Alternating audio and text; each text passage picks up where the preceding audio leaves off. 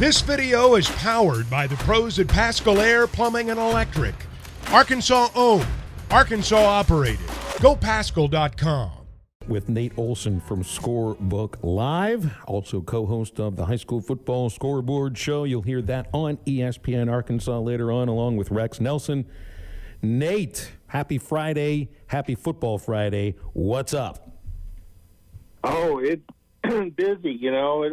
It is always great when it's Friday. Enjoy coming on and talking with you. And in a few hours, we'll be watching football. The weather's good. And I said on another show this morning that, 8, 9, and 10 is what we're looking at here. And each week we're going to be talking about some bigger and bigger games. It seems like a lot of the schedules are backloaded, and some of the bigger games are at the end. So really starting to heat up, and we'll be talking playoff implications and seeding and all that. And I'll be getting my abacus out. I'm not a numbers guy. I kind of lean on Walter Woody on the show. Rex and I do. He gets that old adding machine out of the abacus and starts figuring out these playoff seedings and tiebreakers. And there's a couple conferences. There's a conference in 4A that has 6 teams with 2 losses right now. So that could get very messy 2 Friday nights from now. Walter will be busy adding and subtracting and looking at tiebreakers. Well, before we get into the schedule this weekend, I saw the AAA came out with a mandate about how you're going to go through post-game handshakes now for football. And, yeah. I mean, does this all stem from that big fight with, who was it, Pine Bluff, and I forget the other school that got involved in that? Yeah, I think so. I think some of these things are already, being done by a lot of schools. I think it's kind of a reminder to everybody how we want to do this or how they want to do it. And it's basically, the game is over. Have the coaches and the administrators down on the field facilitating that line, and then some guidelines on if there's a fight, and also just letting the players know that, hey, if you partake in this, you're going to be suspended. And I mean, there has not been a huge rash of this. I think that the one with Pine Bluff and Mills was ugly. It got way out of hand. But isolated incident. I think both clubs learned from that, and I don't anticipate that happening again, hopefully. But, this story created a lot of buzz. Some people are kind of mad that, they're like, well, this should be common sense, or, they should just suspend them. Hey, I think, a lot, like I said, I think most schools are already, when I've been on the field a lot as a sideline reporter, and I go right to the handshake line to talk to the coach. So I've seen a bunch of handshake lines. Typically, it's without incident, and both teams line up and they go through it. And the losing team usually, has their head hung and they're trying to get through the line, and they do it. But usually coaches are down there supervising and all that stuff. So I think a lot of the teams are already doing it. So it's a reminder to make sure it doesn't happen again. And if it does, there's the penalties. So. It created quite a bit of buzz and discussion, more than I thought it really would. But they thought it was important to send it out to the schools, and I think a lot of administrators looked at that and said, well, maybe we weren't doing this, we should do it. And a lot of them were like, well, that's what we're doing, and we'll continue to do it. Nate, it is a absolutely perfect night for Arkansas football. And I like quarterback play. What's up in this Elkins at Ozark match? Oh, yeah, you'd love this guy, Slade Dean. They call him Dizzy. His distant relative is Dizzy Dean, the baseball pitcher. So Dizzy and Daffy Dean, I know Phil knows all about those guys. And he kind of took the name Dizzy, but his name's Slade. He's a former Greenwood quarterback, so think about that he could be there with Kane Archer, and he took off, went to Elkins, and he's made that offense his own. It's a high octane offense. You would really enjoy watching him. He has a running back named Deshaun Shears to go with him. So Shears has run for 781 yards, 16 total touchdowns. He can catch the ball out of the backfield. Dean's over 1,600 yards and 24 Ts. one of the better quarterbacks regardless of class. I think Elkins gets slept on a little bit in the 4A, and we think about Malvern, we think about Warren, Harding Academy, but look out for Elkins. They can put up points. That's what you'd like to watch about them. I mean, they put up 60 points a couple times, close to 70. They're fun to watch. They're averaging 56 points a game and no less than 41 in every contest. Then when you look at the flip side, you've got a different kind of quarterback, maybe a guy after your own heart, Matt, Colby Wilbanks, 1,900 total yards. He'll run it a little bit. He can throw it.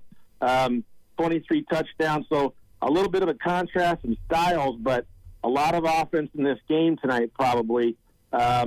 Ozarks won 5 straight games by considerable margins, but they haven't played as much tough a schedule. They lost to Boonville on September 1st, and they've rolled since then. So this is a huge game at Ozark in your neck of the woods in the River Valley, just down the road on I-40. So maybe you could run over there and go to the Hillbilly Hideout afterwards and get a little. That's Rex's go-to place for breakfast. So man, Ozark's birds with one stone there. Yeah, Ozark's God's country, man. I've been to the Hideout. That's in that's at the gas station right there off the highway. Yeah, it's pretty good. I know you made all those trips on I-40.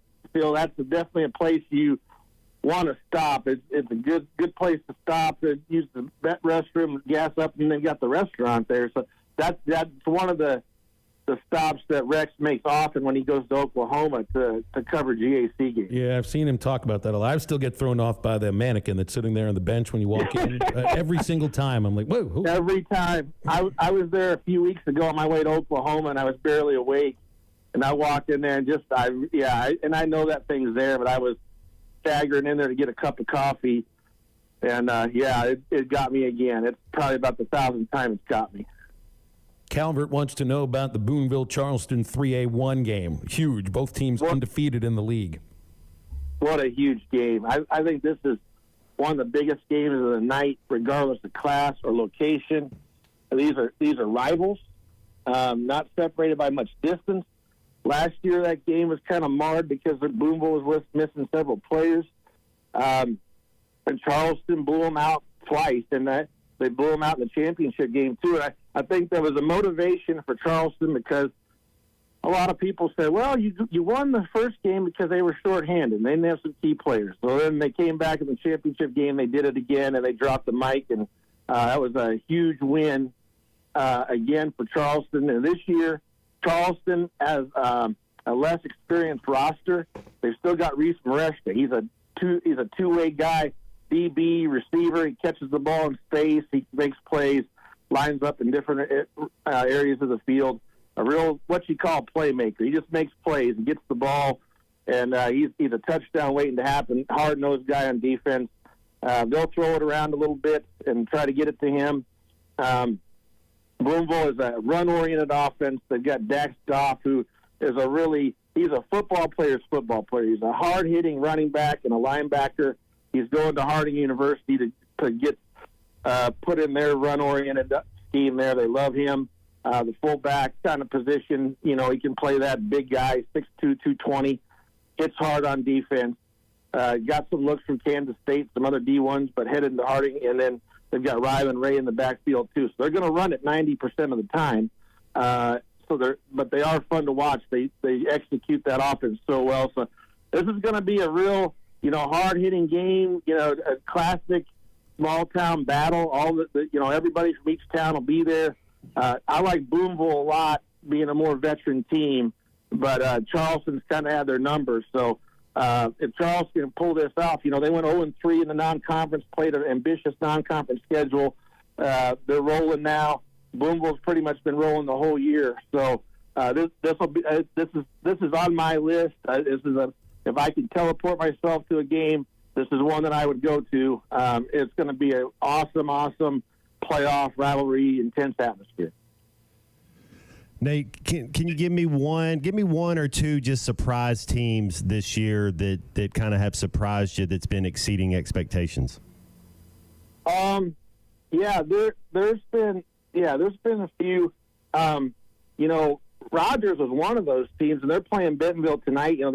They lost to Fayetteville, but that was a team that was right there and they still have a chance. I think they can really surprise some teams in the playoffs. I mean, they did lose 2 in a row, but the way they almost beat Fayetteville, they looked like a 7A West title contender. If they win tonight against Bentonville, they could be the second place team.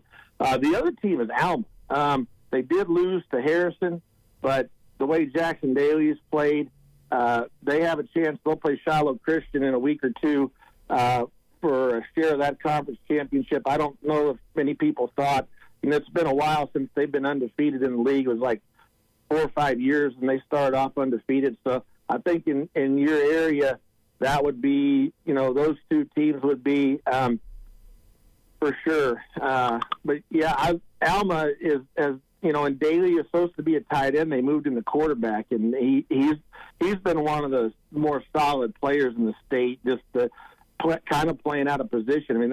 He can play quarterback, but probably in college as a tight end, a good tight end too. So that's a couple of them right there. Let's get one more game in here. Shiloh at Farmington. What are you seeing here? Farmington's playing better lately. They've got a backup quarterback in there that's kind of finding his ground a little bit. They're hard to beat at home. Shiloh, they've been banged up too. They had a freshman quarterback in Cole Creighton, and he got hurt in the first game. Now Evan Baker split over from linebacker to quarterback and done a great job. Bo Williams was out for a while, but he's back, the running back. So they're one step away. They've couple steps here to an undefeated state or conference title. Farmington could be formidable tonight on the road, but Shiloh looks really good.